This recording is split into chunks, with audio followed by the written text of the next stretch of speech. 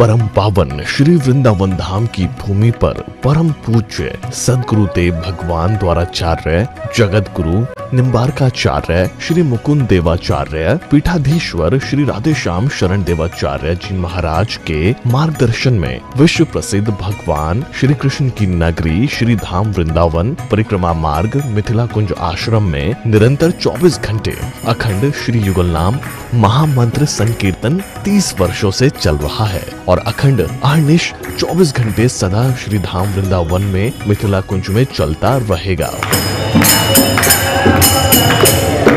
आज विश्व भर में अनेकों मंदिर हैं, किंतु भागवत का कोई मंदिर नहीं है। तब हमारे पूज्य गुरुदेव के भजन संकल्प से ये भाव जागा कि श्री धाम वृंदावन में एक अलौकिक भागवत मंदिर बने, जिसमें वृंदावन आने वाले सभी भक्तगण एक साथ संपूर्ण भागवत श्लोक का दर्शन कर सकें। सदगुरुदेव के इस भाव को साक्षात करने के लिए विश्व में प्रथम बार श्री धाम वृंदावन मिथिला कुंज आश्रम में श्रीमद् भागवत महापुराण के 18,000 श्लोक शिलालेख लिखित भव्य दिव्य श्रीमद् भागवत महापुराण मंदिर बनने जा रहा है। आप सब भी इस दिव्य भागवत मंदिर में अपना तन मन धन से सहयोग कर श्री धाम वृंदावन में अक्षय पुण्य प्राप्त करें। एक श्लोक शिलालेख की सेवा राशि मात्र 5100 रुपए है, जिसमें आपके नाम से एक श्लोक शिलालेख पर लिखा जाएगा। इसी प्रकार से आप 2 श्लोक की दान राशि 11,000 रुपए, 5 श्लोक की दान राशि 25,000 रुपए, 11 श्लोक की दान राशि 51,000 रुपए और 21 श्लोक की राशि है 1,01,000 रुपए देकर अनंत पुण्य के भागी बन सकते हैं। कहा गया है कलयुग केवल नाम आधारा। हम सब भी श्री धाम वृंदावन में अपने नाम से या अपने पूर्वजों के नाम से या घर में समस्त विघ्न बाधाओं को दूर करने के लिए श्री धाम वृंदावन में अखंड संकीर्तन कराने का अलौकिक पुण्य प्राप्त कर सकते हैं। साथ ही आपके द्वारा प्रदान किया गया सेवा राशि से हरि नाम संकीर्तन के साथ साथ संतों का भोजन एवं गौ माता के लिए गौग्रास समर्पित किया जाएगा। आप निम्न राशि प्रदान कर सदस्यता ग्रहण कर सकते हैं। एक दिन का संकीर्तन राशि मात्र 1500 रुपए, एक माह का संकीर्तन राशि मात्र 15,000 रुपए, 12 माह की संकीर्तन राशि मात्र 21,000 रुपए से आपके नाम से निरंतर अखंड श्री युगल नाम हरि नाम संकीर्तन के साथ साथ साल के 12 माह में 12 दिन 12 संतों का भोजन गौग्रास आदि सेवाएं आपके मरणोपरांत भी चलते रहेंगे। अतः आप एक छोटा सा संकल्प लेकर हमसे जुड़ सकते हैं और श्री धाम वृंदावन मिथिला कुंज आश्रम में आप आजीवन सदस्य रहेंगे। आप वृंदावन में जब भी आएंगे तो आपके रहने की निःशुल्क व्यवस्था रहेगी। Account number 15850501309। अकाउंट होल्डर नाम Mithila Kunj trust, RTGS, NEFT, IFSC code ICIC 00010117, branch Vrindavan. Mobile number 9410810861। UPI Mithila Kunj trust @ICICI। ये संस्था 80G के अंतर्गत कर मुक्त है, जिसके द्वारा आप अपने दान पर टैक्स की छूट प्राप्त कर सकते हैं। आपके दान राशि की रसीद आपको बाय पोस्ट संस्था द्वारा भेजी जाएगी। साथ में आपको संस्था का प्रमाण पत्र भी दिया जाएगा। आइए हम सब मिलकर इस दिव्य भागवत मंदिर में अपना तन मन धन से सहयोग कर श्री धाम वृंदावन में एक अलौकिक भागवत श्लोक मंदिर का निर्माण करें। अधिक जानकारी के लिए संपर्क करें और मिथिला कुंज आश्रम से जुड़ने के लिए फेसबुक, यूट्यूब और इंस्टाग्राम मिथिला कुंज ऑफिशियल पेज को फॉलो करें।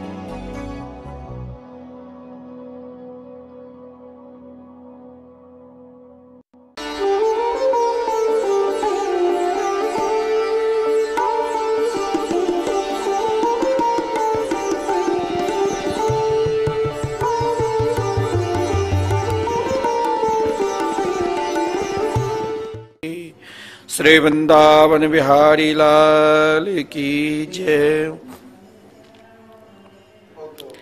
हम सब अपने मन को भगवान के चरणार बिंद में समर्पित करते हुए नित्य भागवत महिमा की रसास्वादन कर रहे हैं। श्रीमद् भागवत महापुराण की महिमा में अनेकानेक भक्तों की चरित्र है, भगवान के दिव्य लीलाओं की चरित्र है। भगवान में, परमात्मा में प्राणी को किस प्रकार समर्पित होकर विश्वास पूर्वक उनके नाम का जाप करना चाहिए। पितामह भीष्म की निष्ठा, पितामह भीष्म की समर्पित आप सब जानते हैं। संत का चरित्र अलौकिक है। संत अपना जीवन, नाम जापक अपना जीवन भगवान में पूर्ण रूप से समर्पित कर देते हैं। वो अपनी सारी इच्छा दो प्रकार की होती है। एक इच्छा जब अपने मन में उठता है तो उन इच्छा के पूर्ति के लिए हम नाना प्रकार की परिश्रम करते हैं। किसी के मकान बनाने की इच्छा है तो मकान के लिए धन उपार्जन के लिए वो परिश्रम करते हैं। किसी को विद्या प्राप्त करने की इच्छा है तो पढ़ाई के द्वारा अनेक प्रयत्न करते हैं। किसी की सुंदरता की, किसी के समाज में प्रतिष्ठा की, तो नाना प्रकार के इच्छा लेकर परिश्रम करते हैं। लेकिन भक्त की कोई इच्छा ही नहीं होती है। भक्त की इच्छा भाव स्वप्न में भी नहीं जगता है। भक्त की एक समर्पित जिज्ञासा होती। क्या समर्पित की हम भगवान के हो चुके हैं तो अब वो जो करे। एक अभिमान कब आता है? जब हमें स्वयं की इच्छा उत्पन्न हो जाता है कि मैंने ये किया। और अभिमान तब नहीं आता है जब हम सब कुछ अपनी इच्छा ही भगवान को समर्पित कर देते हैं। चाहे माता कुंती हो, माता कुंती की भी एक ही इच्छा थी, हे मेरे गोविंद, हे मेरे गोपाल, अब मेरी कोई इच्छा नहीं है। हमारी इच्छा तो दुख ही सर्वोपरि मेरे लिए, क्योंकि आप दुख में ही हमें दर्शन दिया, आप दुख में ही मेरे साथ रहे। जिसलिए आपने कल सुना होगा कि माता कुंती ने यही कहा, विपदो संतो न सस्वत तत्र तत्र जगद गुरु भवतो दर्शनम यस्यात् अपुनर्भव दर्शनम। भक्त की समस्त इच्छा, समस्त कामना परमात्मा के चरणार बिंद में समर्पित रहते हैं। अब वो जैसे रखे, वो जहां रखे, वो जिस प्रकार रखे, वो सुख दे चाहे दुख दे, वो जिस परिस्थिति में रखे, हम तो हो गए आपके। केवल हमें अपने जीवन में यही कामना, यही समर्पित भाव रखना चाहिए कि हम भगवान के हैं और भगवान हमारे हैं। और जब इस भाव से सतत रहते हैं तो जरूर एक दिन न एक दिन उनकी कृपा होगी।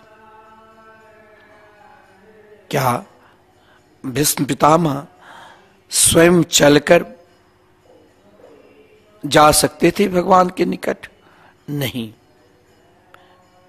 जब तक शरीर में सामर्थ्य रहेगा तब तक आप सब कार्य कर सकते हो। जब शरीर में सामर्थ्य रहेगा ही नहीं, कफ पित्त वात के कारण वृद्धावस्था के जर्जर हो जाओगे, तो फिर आप कहीं जा भी नहीं सकते हो घूमने के लिए, किसी तीर्थ में भी नहीं जा सकते हो। यहां तक पांव काम नहीं करता कि हम मंदिर भी जाए। लेकिन मेरी जीवा जब तक चलती है, क्या तो भगवान के मंगलमय नाम, तो नाम भगवान स्वयं आपके निकट आ जाएंगे। संत कभी लेते नहीं, संत देते हैं।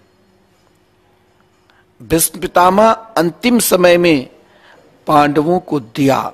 बड़ा विलक्षण श्रीमद् भागवत महापुराण में वर्णन है कि जिस समय श्री कृष्ण ने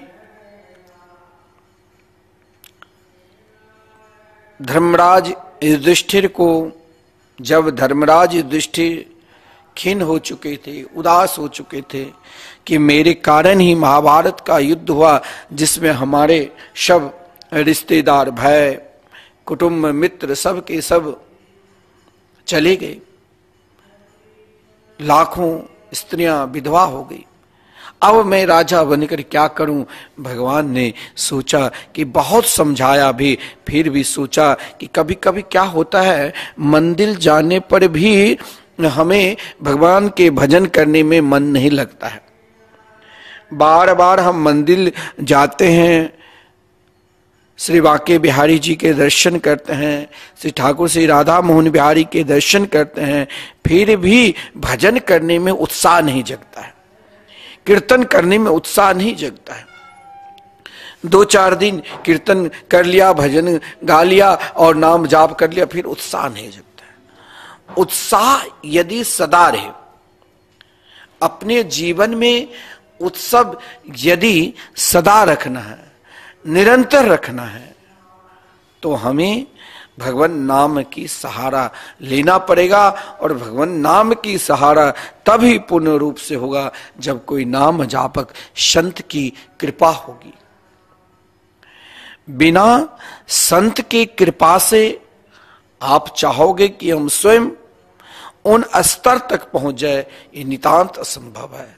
आपका जीवन यदि उदास भी हो चुका है, आपका जीवन यदि अशांति में है, नाना प्रकार की टेंशन में है, तो आप घबराओ नहीं, कोई नाम जापक महापुरुष संत के निकट चले जाओ, उनके पास रहो, वहां सत्संग करो, स्वयं आपके हृदय में उत्साह आ जाएगा, प्रसन्नता अपने आप प्रकट हो जाएंगे।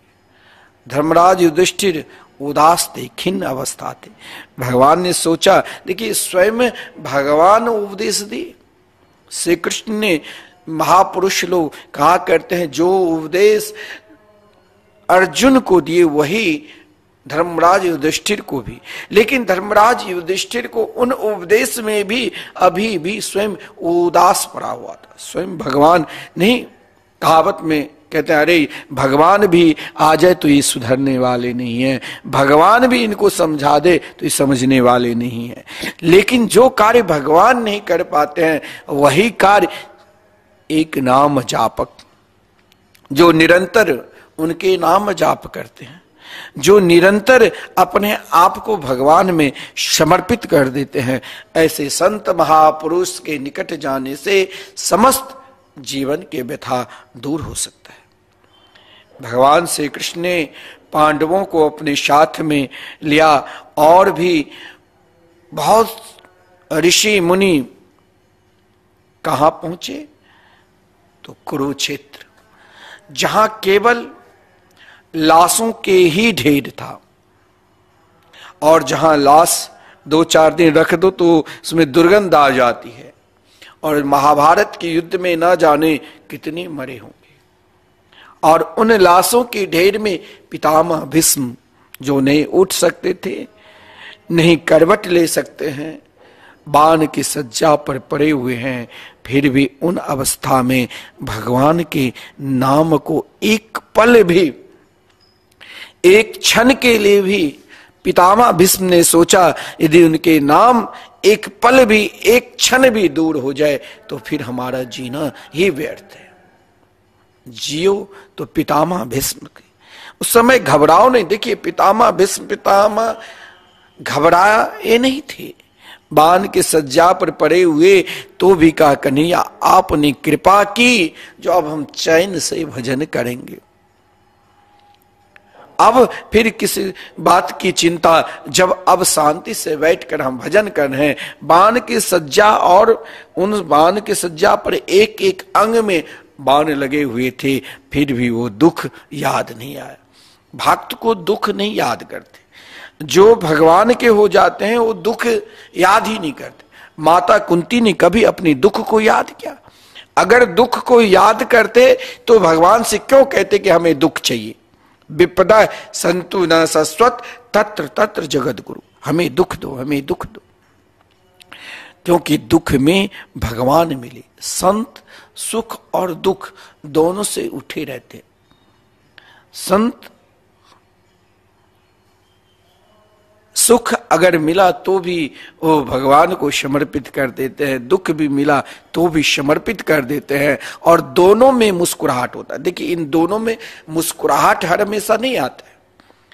आप चाहे ना खूब परिश्रम कर लो, परिश्रम से दुख आता है तो हम रोने लग जाते हैं, दूसरों को अपने दुख सुनाते हैं, और प्रसन्नता आती है तो हम भगवान को छोड़ देते हैं। और उन प्रसन्नता में भी एक क्षण के लिए भी आपको, मानो आप खूब नाच लिया गा लिया, और एक क्षण के लिए भी आपको यदि प्रसन्नता मिल गई तो उन प्रसन्नता में आप तो मुस्कुरा लेंगे, लेकिन सदा मुस्कुराना रहता है क्या? अरे बहुत बड़ा धनवान है फिर भी नींद की गोली 2-4 खाकर सोते हैं, और कोई नाम जापक है, नाम जाप करते करते करते सोने वक्त भी निरंतर उनके नाम चलता रहता है। ऐसे ऐसे महापुरुष संत के निकट जब भगवान जाते हैं तो श्रीमद् भागवत महापुराण में वर्णन है। पर्वतो नारदो धूम्यो भगवान बादरायण बृहदस्वो भरद्वाज सशिष्यो रेणुका सुत। जब भगवान पांडवों को साथ में लेकर पितामह भीष्म के पास गए तो वहां जितने भी देवर्षि, ब्रह्मर्षि और राजर्षि, ऋषि मुनि थे, सब भगवान के साथ चल दी। संत महात्मा देखिए, नाम जापक भगवान के परम प्रिय भक्त भी जब कोई श्रेष्ठ नाम जापक संत महापुरुष के निकट सब जाने की इच्छा व्यक्त करते। आज जब समस्त ऋषि मुनि और भगवान श्री कृष्ण पांडवों को साथ में लेकर पितामह भीष्म के पास आए तो इधर पितामह भीष्म बाण की सज्जा पर पड़े हुए थे, श्री कृष्ण के मंगलमय नाम का जाप कर रहे थे। नाम जाप करते करते करते करते कभी श्री कृष्ण की लीलाओं के याद करते करते मुस्कुराने लग जाते थे, कभी श्री कृष्ण की उन लीलाओं में प्रवेश कर जाते थे जहां कभी विरह से आंख में अश्रुपात भी हो जाते थे। परंतु जब श्री कृष्ण और उन ऋषि मुनि वहां पर पधारे तो पितामह भीष्म के हृदय में अति प्रसन्नता हुई। आज संतों की एकत्रित कुंभ, और उन संतों की एकत्रित में जैसे कुंभ में हम जाते हैं, सभी प्रकार के संतों को दर्शन करते हैं। आज भीष्म पितामह ने कहा कि आज हमें स्वयं समस्त संतों के दर्शन हो गए। वाह, आज मैंने कुंभ में जैसे हम गंगा जी में स्नान करते हैं, संगम में स्नान करते हैं, उसी प्रकार आज भीष्म पितामह ने कहा इन सभी संतों को एक साथ दर्शन हुआ है, और संत के एक साथ दर्शन का फल ही है कि परमात्मा के दर्शन। उसी समय भीष्म पितामह ने श्री कृष्ण को कहाँ देखा तो जहां भीष्म पितामह लेटे हुए थे, भीष्म पितामह के चरण के निकट, चरण के निकट भगवान खड़े हुए। क्यों हुए, किस कारण हुए? भगवान श्री कृष्ण भीष्म पितामह बाण की सज्जा पर लेटे हुए हैं। जैसे ही श्री कृष्ण को आते हुए देखा, बड़ा प्रेम था कृष्ण के प्रति, क्योंकि पितामह भीष्म के जीवन में बड़ी बड़ी घटनाएं हुई है। इनकी जीवन में श्री कृष्ण ने ऐसे दिव्य लीला को दर्शन कराए, उन लीलाओं को चिंतन कर रहे थे। इधर श्री कृष्ण को देखते भीष्म पितामह उठना चाहते थे, पूजन करना चाहते थे, लेकिन सामर्थ्य नहीं उठ सकते थे। एक नजर से श्री कृष्ण की ओर निहारते थे, करवट भी नहीं ले सकते थे, क्योंकि अंग अंग पर बाण लगे हुए हैं। श्री कृष्ण ने कहा, कहां रहूं जहां पितामह भीष्म की नजर एकमात्र मेरे ओर ही पड़े।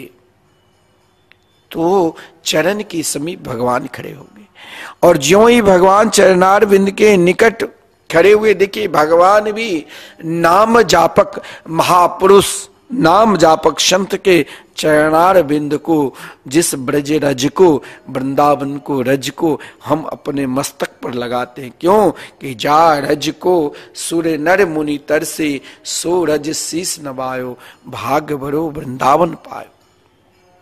क्योंकि ना जाने इन परिक्रमा मार्ग में कितने महापुरुष अहर्निशम परिक्रमा करते होंगे, उनके चरण की धूल हमारे मस्तक पर लगेंगे तो साक्षात ठाकुर जी की कृपा होगी। भगवान ने पितामह भीष्म के निकट ज्यों ही खड़े हुए, भगवान के खड़े होते ही वहां समस्त ऋषि मुनि पांडवों सब के सब पितामह भीष्म के सब चरणार बिंद के निकट ही खड़े हो गए। पितामह भीष्म उन अलौकिक प्रभु के रूप को देखकर उठना चाहते थे कि आज उठकर स्वागत करूं। आज तक प्राय जितने बार भगवान के इन रूप को दर्शन किए, जब भी भगवान किसी के शिविर में प्रवेश करते थे, और विशेषकर भीष्म पितामह के शिविर में भीष्म पितामह जान जाते थे कि मेरे प्रभु आए। देखिए भीष्म पितामह इतने आत्मनिष्ठ महापुरुष थे जो भगवान के चरणार बिंद के स्वर को पहचाने जाते थे। इसीलिए तो महाभारत के युद्ध में जब कौरव पक्ष के प्रधान सेनापति पितामह भीष्म थे, तो दुर्योधन को लगा कि पितामह भीष्म मेरे पक्ष में रहकर साथ दे रहे हैं पांडवों को। एक दिन दुर्योधन ने पितामह भीष्म के पास जाकर अपशब्द बोलने लग गया, आप सही होकर युद्ध करते ही नहीं, लगता है आप जिस प्रकार युद्ध कर रहे हैं हमें विजयश्री नहीं मिलेगी। भीष्म पितामह ने कहा कि अरे भाई ठीक है, तुम आज रात्रि में अपनी पत्नी को मेरे पास भेज देना। देखिए अधर्मी कौन है? जो संत महापुरुष पे शंका करे। हां आजकल क्या होता है, संत महापुरुष सब लिखने लग गए हैं, गृहस्थी है, परिवार है, व्यापार चला रहा है, देखा कि इसमें तो बहुत सम्मान मिलता है। अब महाराज ऐसे ऐसे कथाकार है जो संत लिखते हैं, ना उनकी गुरु परंपरा है, ना आचार्य परंपरा है, ना वो विरक्त है। संत तो वही लिख सकता है जो महाराज, संत को मर्यादा को बचने दीजिए। आजकल महाराज बड़े बड़े दुष्ट पापी अधर्मी राक्षस प्रवृत्ति के भी संत लिखते हैं, क्योंकि एक अधर्मी भी संत पर विश्वास करते हैं, तो अधर्मी भी सोचता है कि क्यों नहीं हम भी संत के नाम को आगे बढ़ाए, और वो कुछ गलती करता है तो समाज में उन संतों के प्रति लोगों की एक भावना जग जाती है, अरे ये साधु संत बाबा जी ऐसे काम कर। संत महात्मा तो सदा समाज सुधारक रहे। आप श्रीमद् भागवत महापुराण में, भागवत में 24 अवतारों की वर्णन है, जिसमें मुख्य उन 24 अवतारों में 2 संत की चरित्र, देवर्षि नारद जी की चरित्र और महाराज व्यास जी की चरित्र। व्यास जी भी भगवान के 24 अवतारों में आते हैं और देवर्षि नारद जी भी भगवान के 24 अवतारों में आते हैं, लेकिन दोनों महात्मा, दोनों संत समाज भगवान से जुड़े, समाज भगवान में समर्पित हो। जो देवर्षि नारद जी भगवत भजन के प्रभाव से त्रिलोकी में विचरण करते थे, कहीं भी रोक नहीं होता है संत को, चाहे असुर भी हो वो भी सम्मान करते थे। और व्यास जी जो उन तत्व को प्राप्त कर चुके थे और स्वयं भगवान के ही स्वरूप है, फिर भी समाज भगवान से जुड़े। संत तो सदा समाज के, चाहे वो स्त्री हो चाहे पुरुष हो, भगवान से जोड़ने की प्रयास करते। लेकिन इसीलिए कभी भी स्वप्न अवस्था में भी अपने आप को अपना कल्याण चाहते हो तो कभी भी संत को बदनाम ना करो। संत तो सदा आशीर्वाद देते हैं। पितामह भीष्म ने जब दुर्योधन जैसे अधर्मी से कहा कि तुम अपनी पत्नी को आज रात मेरी शिविर में भेज देना, तो अधर्मी को संत के प्रति वही अधर्मी है, वही पापी है जो संत महात्मा को बिना समझे ही, बिना जाने ही निंदा करने लग जाए। संत तो संत होते हैं।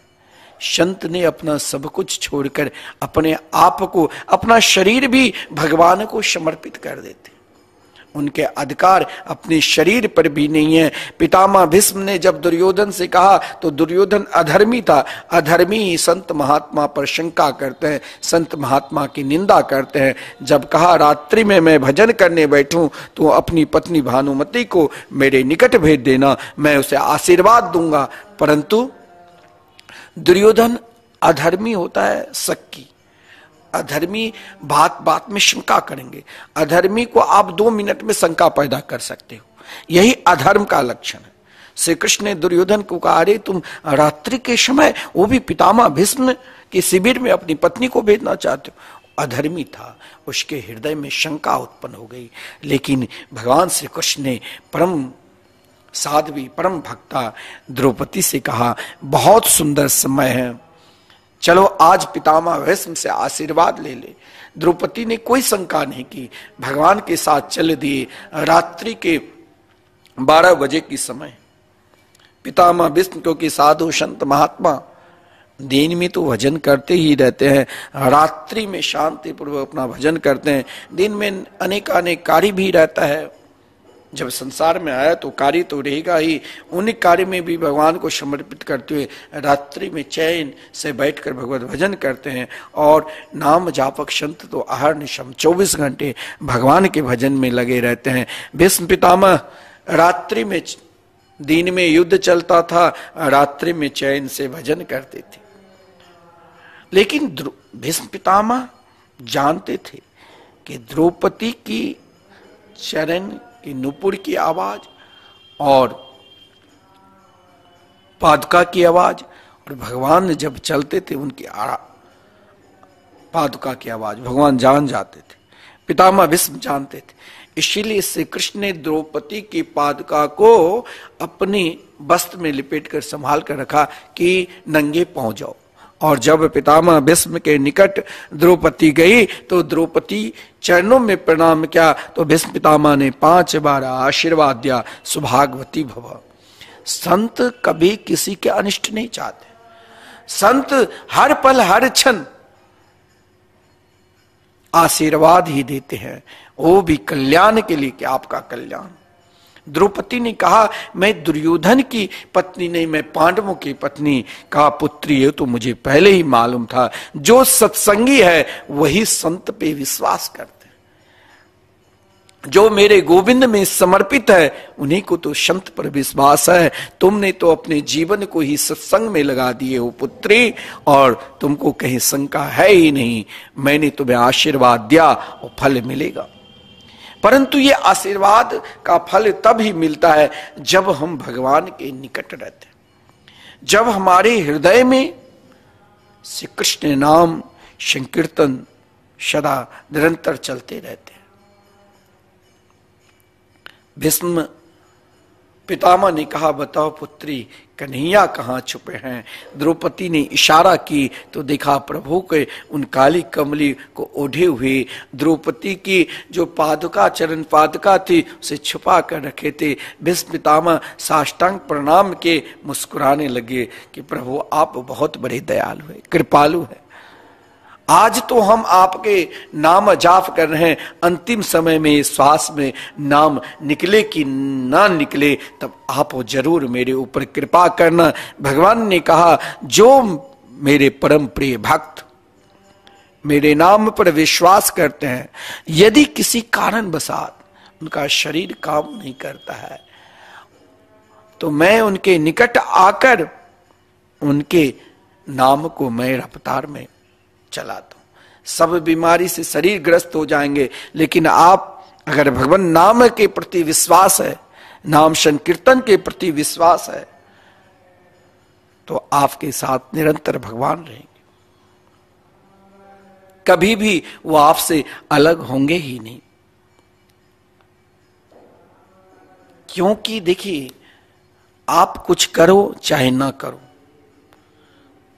परंतु यह इच्छा, यह कामना जीवन में जरूर रखो कि अंतिम समय में हमें वृंदावन वास मिले। और वृंदावन वास, देखिए आजकल बहुत लोग, आप कथा के माध्यम से कई जगह वक्ताओं लोग आपको कहते हैं कि आइए आप वृंदावन वास करिए। सही में वृंदावन वास करना चाहिए। फिर किसी कारण बसात कोई तकलीफ होता, आप छोड़कर चले जाते। लेकिन मैं आपसे कह रहा हूं कि आप श्रीधाम वृंदावन में वहां वास करिए जहां निरंतर भगवान नाम संकीर्तन चलते रहो। भगवान नाम संकीर्तन जहां निरंतर, यहां रहने के लिए आप अगर ब्रजवास करना चाहते हो तो बहुत सुंदर सत्संग हॉल के ऊपर रूम बने हैं, आप अपने नाम से ले सकते हैं, आपका जो सामर्थ्य है। लेकिन नाम अनिष्ट संकीर्तन निष्ठ होना चाहिए। और श्रीधाम वृंदावन में एकमात्र दिव्य ऐसा स्थान है जहां निरंतर 24 घंटे लगातार 30 साल से संकीर्तन चल रहे। आप भी अपने आप को भगवान नाम के प्रति, संकीर्तन के प्रति समर्पित रहोगे तो जरूर परमात्मा आपके ऊपर कृपा करेंगे। संकीर्तन के प्रति समर्पित होने से दान करो, लेकिन संकीर्तन की दान करो, वो दान कभी व्यर्थ नहीं जाएगा। बहुत लोग कहते हैं भाई संकीर्तन कराकर क्या होगा, बोले संकीर्तन से ही तो आज पितामह भीष्म के निकट भगवान खड़े हैं। संकीर्तन में वो शक्ति है जो भगवान को आपको खड़े करा देंगे। तो अपनी निष्ठा संकीर्तन के प्रति रखो और जरूर एक दिन वृंदावन में अपने नाम से संकीर्तन कराओ। हमारे पूज्य गुरुदेव जिन संकीर्तन का संकल्प लेकर अखंड संकीर्तन चल रहे हैं लगातार 30 वर्षों से, किसी ने पूछा निरंतर मेरे नाम से भी संकीर्तन चलते रहे, इसके लिए क्या उपाय? तो आप अगर 21,000 समर्पित करते हैं तो साल के 12 दिन आपके नाम से संकीर्तन राधे कृष्ण कृष्ण कृष्ण राधे राधे, राधे श्याम श्याम श्याम राधे राधे सदा चलता रहेगा। और 12 संतों की भोजन भी, और साथ में गौ की सेवा। और जब आप वृंदावन आएंगे जिस समय, तो आपकी रहने की व्यवस्था भी रहेगी 3 दिन का। तो अपने आप को संकीर्तन के प्रति, संतों के प्रति, जहां संत, आप भी संत सेवा के लिए भंडारा कर सकते हैं, आप भी वृंदावन में आकर संकीर्तन करा सकते हैं। और जहां हैं किसी कारण बसात नहीं आते हैं तो आप टीवी चैनल के माध्यम से, संतवाणी चैनल पर जो हमारे संस्था की अकाउंट नंबर चल रहे हैं, इससे आप जुड़कर संकीर्तन के प्रति, संतों के प्रति निष्ठा रखकर समर्पित कर सकते हैं और अपने नाम से एक दिन का संकीर्तन जरूर कराना चाहिए। आज संकीर्तन की कृपा से, नाम भगवान की कृपा से, जब पितामह भीष्म के निकट भगवान खड़े हैं तो पितामह भीष्म के अंदर वो सामर्थ्य नहीं था जो उठकर उन्हें स्वागत कर सकते थे। लेकिन स्वागत तो करेंगे कैसे? तो प्रभु के दर्शन करने की इच्छा लेकर, दर्शन करने की कामना लेकर जब सामने देखा मेरे गोविंद खड़े हैं तो आंख के द्वारा, आंखों से दर्शन करके क्या किया? तो धीरे धीरे अपने हृदय में अंदर ले गए और अंदर ले जाकर सोने के सिंहासन बनाया भाव से, और भाव का सोने के सिंहासन पर श्री कृष्ण को बैठाया। फिर चरण धोए, षोडोपचार से पूजन किया। 10 मिनट के बाद जब नेत्र खोले तो भीष्म पितामह के आंखों में से झरझर अश्रुपात हो रही थी, शरीर में रोमांच आ गई, गला अवरुद्ध हो गया। देखिए, ये एक पहचान है। आप जब उन अवस्था को प्राप्त करोगे, और आप कैसे जानते हो कि हम यदि भगवान के भजन कर रहे हैं तो इसका हमें क्या कोई फल मिल रहा है? हम भगवान के ध्यान कर रहे हैं, भगवान के पूजन कर रहे हैं, भगवान में समर्पित हो रहे हैं, तो इसका एक फल है कि अगला जन्म यदि हम भगवान के निकट रहे, गोपी भाव से, सहचरी भाव से, उनमें हमें प्रवेश मिले, वृंदावन भाव में, तो भजन करने वक्त उन रूप माधुरी को दर्शन करते हुए अपने आप आंख से अश्रुपात होने लग जाए, या शरीर में रोमांच आ जाए, या वाणी अवरुद्ध हो जाए, तो मान लेना अगला जन्म अब मुझे इस संसार में नहीं, अगला जन्म तो अब हमें सीधे भगवान के निकट उनकी सहचरी में हमें सेवा करना पड़ेगा।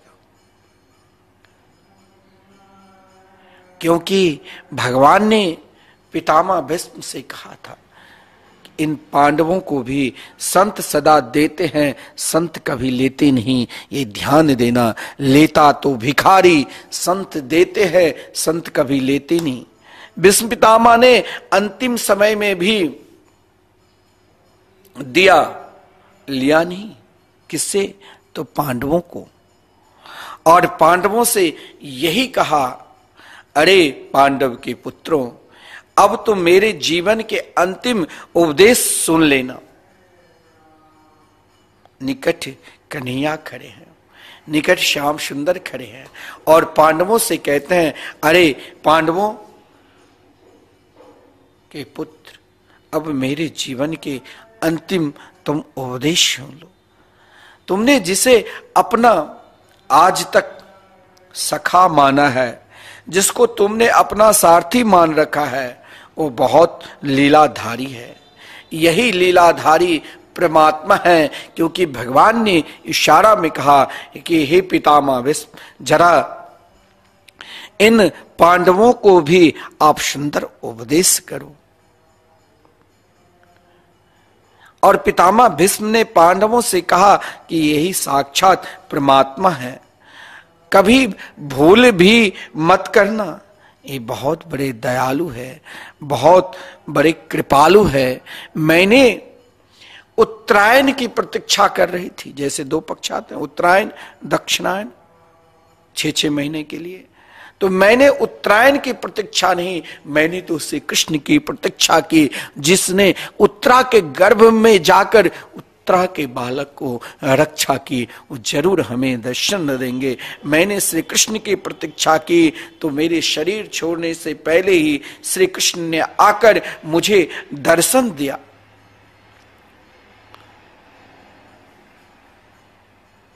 धर्मराज युधिष्ठिर 5 पांडवों को पितामह भीष्म ने दान धर्म, राजधर्म, मोक्ष धर्म, स्त्री धर्म और भगवत धर्म, भगवान ने धन दिया है तो आप दान करते हैं, अन्न की दान करते हैं, आप दान करते हैं गरीबों के लिए, औषधि दान करते हैं। लेकिन कभी कभी क्या होता है, दान में भी अभिमान आ जाता है। राजा निर्ग, आजकल देखो गौशाला में ऐसा भी चला है, शास्त्र में कहा गया है एक गौ को आपने यदि दान करवा लिया तो उन गौ को फिर दोबारा किसी को ना करो। और जो दान करवाते हैं उससे भी पाप लगता है, जो दान करते हैं उससे भी पाप लगता है। कभी कभी तो महाराज किसी के यहाँ 10 गौ है तो और यजमान है 100, तो 10 गौ 100 को करा देते हैं। ऐसा नहीं होना चाहिए। गौ दान करो, गौ की आप व्यवस्था करो, जैसे अपनी माता की व्यवस्था करते हो उसी प्रकार गौ की भी दान व्यवस्था करो, उनकी दान करो और फिर उनकी चारा की व्यवस्था करो। आपने किसी को सारी बहुत सुंदर महल बना लिया और उन महल में सुंदर बेड लगा दी और उसमें रहने के लिए व्यक्ति को कहा आप रहो, परंतु उनको भोजन नहीं दिया तो 2-4 दिन में वो महल में वो क्या करेगा, मरेगा ही ना। इसीलिए गौ दान करते हो तो गौ की सारी व्यवस्था करो, गौ की चारा, गौ की भूस। अपने यहाँ गौशाला है, जो दान करते हैं, मैं पहले कहता हूँ या तो दान करना है तो दान से पूर्व ये सोच लो कि गौ की कम से कम तो 1 साल की व्यवस्था करो, फिर ठाकुर जी अपने आप कर लेंगे। तब ही आप गौ दान करो और तब ही आपको पुण्य होगा। लेकिन इन समस्त दान करने पर भी कभी कभी गलती हो जाती है, क्योंकि राजा निर्ग ने दान की गई गौ को दोबारा दान किया और दान की गई गौ को दोबारा जिसने दान लिया तो वहां क्या हुआ, कलह हुआ। और महाराज दान की गई गौ को दोबारा दान कराया तो गिरगिट बनना पड़ा। लेकिन एक दान अपने जीवन में सतत करो, वो नाम संकीर्तन की दान। हो सके तो अपने घर में संकीर्तन कराओ, और नहीं सामर्थ्य है तो श्रीधाम वृंदावन में यह भाव हर हमेशा रखो। अगर सामर्थ्य है तो यह भाव रख कर करो। अरे 21,000 क्या होता है, हमें 21,000 मात्र समर्पित कर अपने नाम से, जहां अहरनिशम 24 घंटे हरिनाम संकीर्तन, युगल नाम महामंत्र संकीर्तन चल रहे हैं, इससे श्रेष्ठ दान और कुछ है नहीं। हम जरूर अपने पूर्वजों के नाम से, अपने बच्चों के नाम से, अपना कल्याण के लिए हम जरूर एक दिन का संकीर्तन कराएंगे। अधिक उनमें व्यय नहीं है। संतों के द्वारा संकीर्तन चलते हैं, नाम जाप, उनका कुछ व्यय देना पर मात्र 1500 में, उनकी भोजन भी उसी में, सब कुछ नहीं। हो सके सामर्थ्य है तो आप 21,000 दान करो और आप संकीर्तन के सदस्य बनो कि हम भी संकीर्तन करा रहे हैं। और साल में 12 दिन आपके नाम से अहर्निशम संकीर्तन चलते रहेंगे, हरिनाम संकीर्तन, युगलनाम महामंत्र, और सदा 12 संतों की भोजन। हो सकता है आपके मरणोपरांत आपके लड़के बच्चे आपके लिए कुछ करे नहीं, लेकिन मैं गारंटी के साथ कहता हूं कि श्रीधाम वृंदावन में चाहे हम रहे ना रहे, परंतु संकीर्तन नाम भगवान तो सदा रहेंगे ही। हमारे ठाकुर जी जो विराजमान हैं, श्री ठाकुर श्री राधा मोहन बिहारी, वो रहेंगे, उनके निकट में नाम चल रहे हैं। तो आपके नाम से निरंतर साल के 12 दिन संकीर्तन, 12 संत की भोजन सदा चलता रहेगा। बहुत भक्त सेवा कर रहे हैं, कुछ भक्त ऐसे हैं वो कहते हैं हमारे नाम भी ना लो, क्योंकि नाम धन बहुत छुपा कर रखना।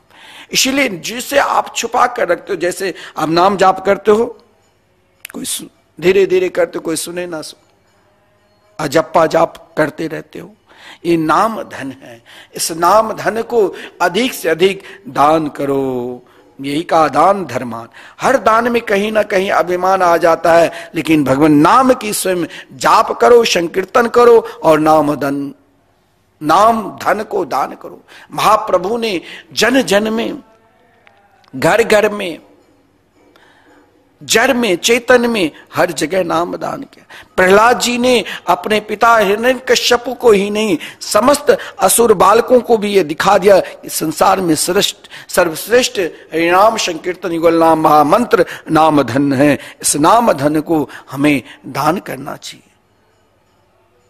इससे श्रेष्ठ और कोई दान है ही नहीं। स्वयं संकीर्तन करो और स्वयं संकीर्तन करवाओ और स्वयं संकीर्तन जन जन में प्रचार करो। इससे बड़ा कोई धन दान ही नहीं है। इस कलयुग में राजा का क्या कर्तव्य है?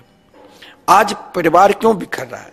आज समाज में क्यों एक दूसरे को शत्रु मानने लगे? आज घर में अरे पति पत्नी में क्यों तलाक हो रहे हैं?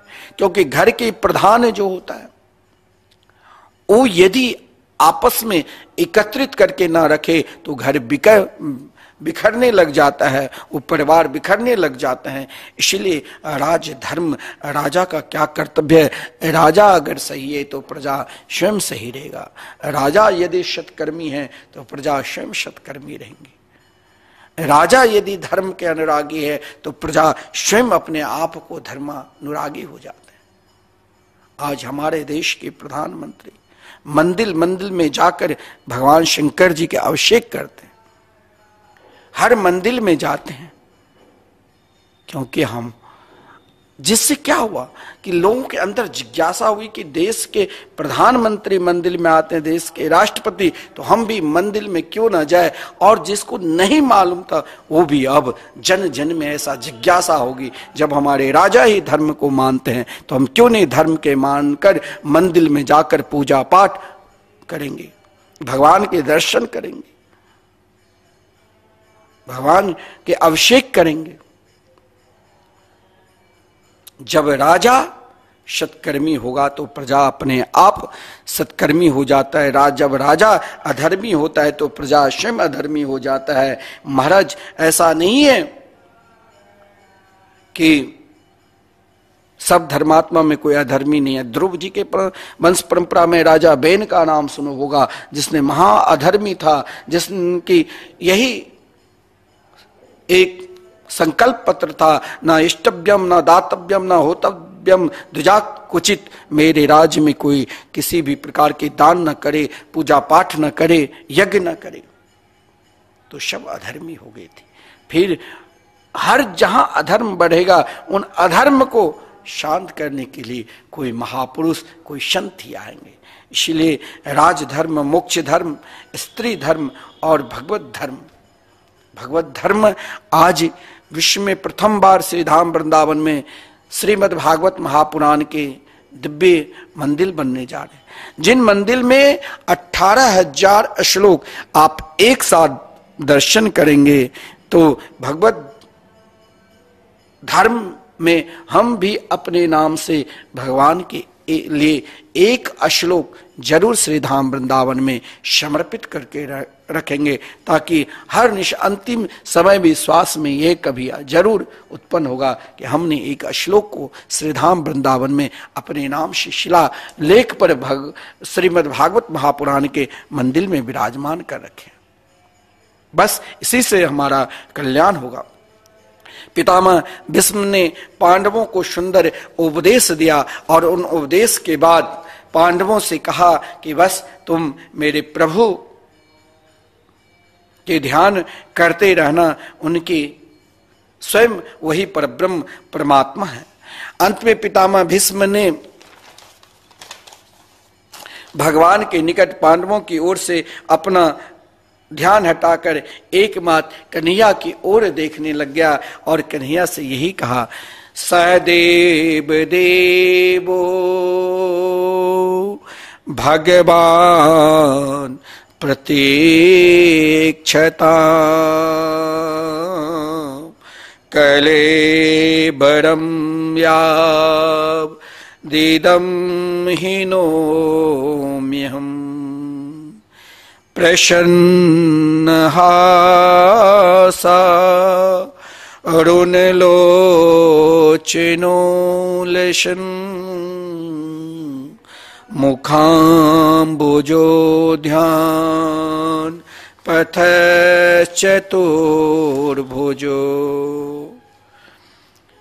पितामह भीष्म ने कहा, अरे कन्हैया, अरे श्याम सुंदर, आज तक तुमने दूसरों को प्रतीक्षा कराते हो, लेकिन आज आपने ऐसे भक्त के पाला में पड़े हो जो आज स्वयं आपको प्रतीक्षा करनी पड़ेगी। भगवान श्री कृष्ण पितामह भीष्म की ओर देखते रह गए। बोले, पितामह हम तो आपके निकट ही खड़े हैं, लेकिन पितामह भीष्म ने कहा ऐसी प्रतीक्षा नहीं। हे प्रभु, जब तक ये शरीर आप में न लीन हो जाए तब तक आज आप मेरी आप अंतिम समय तक प्रतीक्षा करो। अब देखो, अब आप सोचो, इतना कहने की साहस किसी को हो सकता है? भगवान आज तक किसी की प्रतीक्षा करते हैं? हम यदि मंदिर में दर्शन करने जाते हैं तो मंदिर में बहुत भीड़ होती है तो हमें प्रतीक्षा करनी पड़ती है, जब और श्रद्धालु बाहर निकले तब हमारी भी कहीं महाराज प्रवेश मिलेगा। परंतु जो भक्त है, जो भगवान के नाम का स्मरण करते हैं, जो भगवान का संकीर्तन के स्मरण करते हैं, वहां स्वयं भगवान को भी प्रतीक्षा करना पड़ता है। और भीष्म पितामह ने यही कहा, प्रभु मेरे अंतिम समय तक, जब तक मैं अपने शरीर सह देव देवो भगवान प्रतीक्षता, जब तक मैं आप में न लीन हो जाऊं तब तक आप मेरी प्रतीक्षा करो। बोले कैसी प्रतीक्षा करूं? आज भीष्म पितामह ने कहा, प्रभु आज एक पल के लिए मैं आपके स्वामी बनकर, आज तक मैंने आपके पास कभी ये नहीं कहा था कि हे प्रभु आप मेरी प्रतीक्षा करो। आज मैं कह रहा हूं। 3 प्रकार की शर्त भगवान से कहवाकर प्रतीक्षा किया था। भीष्म पितामह ने कहा कि कोई ऐसी प्रतीक्षा नहीं, क्योंकि जीवन में निष्ठा भी परिपूर्ण है। हमारी निष्ठा है युगल सरकार के रूप में, हमारी निष्ठा है जो तत्व श्री राधा रानी है वही तत्व श्री कृष्ण है। हमारे वृंदावन की उपासना है श्री राधा और श्री कृष्ण दोनों बराबर है। राधाम कृष्णम स्वरूपाम वै कृष्णम राधा स्वरूपिणम कलात्मानम निकुंजस्थम गुरु रूपम सदा भजे। जो तत्व श्री राधा रानी है वही तत्व श्री कृष्ण है, जो तत्व श्री कृष्ण है वही तत्व श्री राधा है। एक स्वरूप सदा दो इनाम, आनंद के आह्लादनी श्यामा, आह्लादनी के आनंद श्याम। तो जिनकी जिसमें निष्ठा है उन निष्ठा में सतत वृंदावन में रहकर वही उपासना करना चाहिए। अगर आपकी निष्ठा सही है, भीष्म पितामह ने कहा हमारी निष्ठा समय प्रभु चतुर्भुज के रूप में है। भगवान ने तुरंत चतुर्भुज रूप में हो गए, क्योंकि भगवान ने कहा कि जो 2 भुजी वही चतुर्भुज। लेकिन भीष्म पितामह ने कहा मेरी निष्ठा उन चतुर्भुज की ओर है। भगवान तुरंत उन समस्त ऋषि मुनियों के बीच में चतुर्भुज रूप हो गए। पहला शर्त कैसी प्रतीक्षा? तो आज पितामह ने जैसे कहा भगवान को वैसे ही करना पड़ा। भगवान सदा अपने भक्त के, जैसे भक्त भगवान के आज्ञाकारी होते हैं वैसे भगवान भी चाहते हैं कि मैं भी भक्त की सदा आज्ञाकारी रहूं, क्योंकि भक्त की इच्छा आज्ञा भी भगवान की ही इच्छा है।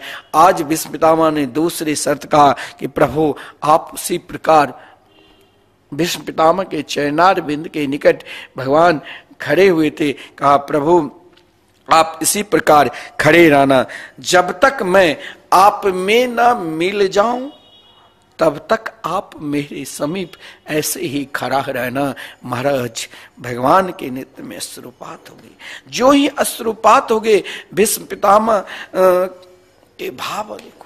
भीष्म पितामह ने कहा मेरे प्रभु को अश्रुपात कारण क्या है? भीष्म पितामह जान गए जब अभी भगवान के आंखों में अश्रुपात, तो जब मैं अपने शरीर को त्यागूंगा तो उस समय तो भगवान के आंखों में अश्रुपात हो जाएगी। इसीलिए भीष्म पितामह ने सोचा मैं कभी भी अपनी कन्या के अश्रुपात में उनके मुस्कान देखना चाहता हूं।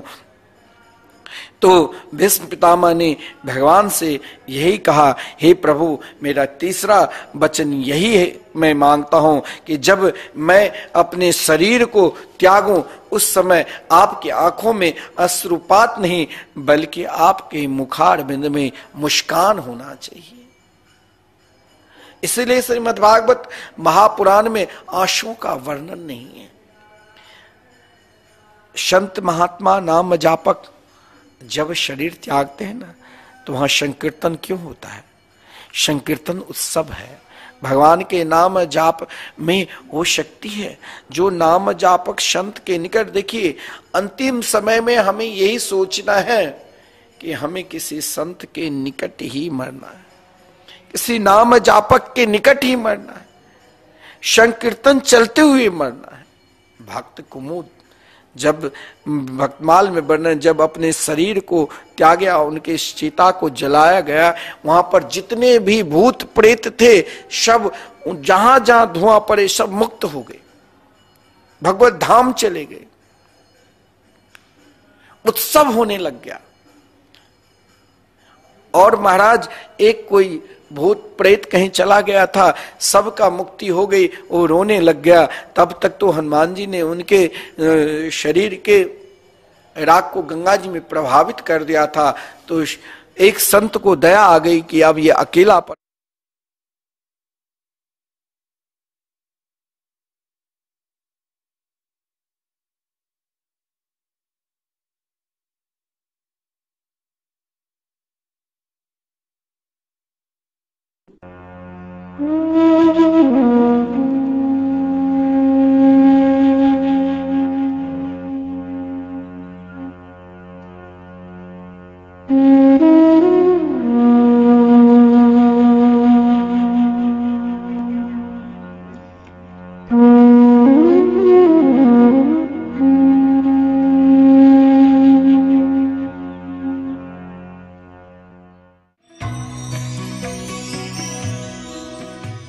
परम पावन श्री वृंदावन धाम की भूमि पर परम पूज्य सदगुरुदेव भगवान द्वाराचार्य जगत गुरु निम्बारकाचार्य श्री मुकुंद देवाचार्य पीठाधीश्वर श्री राधेश्याम शरण देवाचार्य जी महाराज के मार्गदर्शन में विश्व प्रसिद्ध भगवान श्री कृष्ण की नगरी श्री धाम वृंदावन परिक्रमा मार्ग मिथिला कुंज आश्रम में निरंतर 24 घंटे अखंड श्री युगल नाम महामंत्र संकीर्तन 30 वर्षों से चल रहा है और अखंड अहर्निश 24 घंटे सदा श्री धाम वृंदावन में मिथिला कुंज में चलता रहेगा।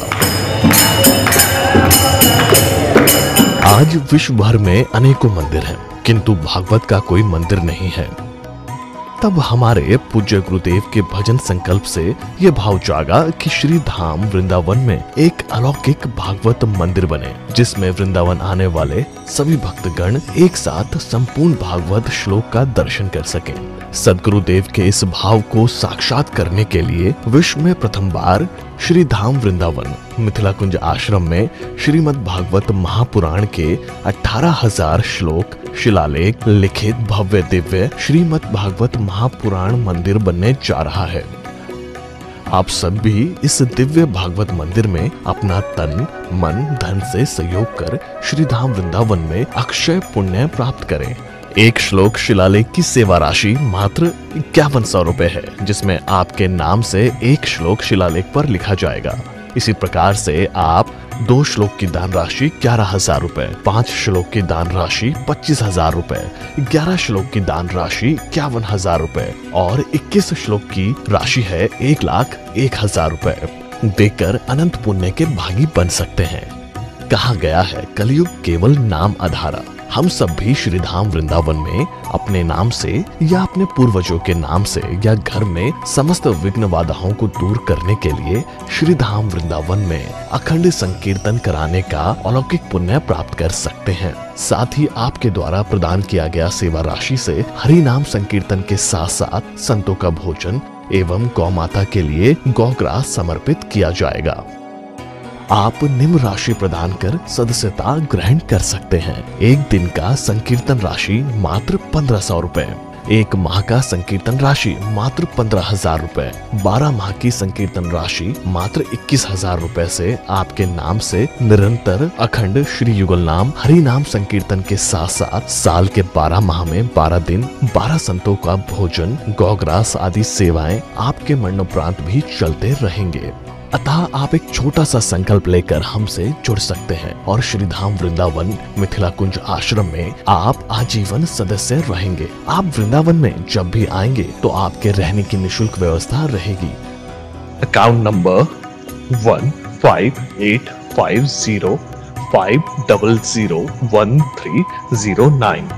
अकाउंट होल्डर नाम Mithila Kunj trust, RTGS, NEFT, IFSC code ICIC 000117, branch Vrindavan. Mobile number 9410810861। UPI mithilakunj@ICICI। ये संस्था 80G के अंतर्गत कर मुक्त है, जिसके द्वारा आप अपने दान पर टैक्स की छूट प्राप्त कर सकते हैं। आपके दान राशि की रसीद आपको बाय पोस्ट संस्था द्वारा भेजी जाएगी। साथ में आपको संस्था का प्रमाण पत्र भी दिया जाएगा।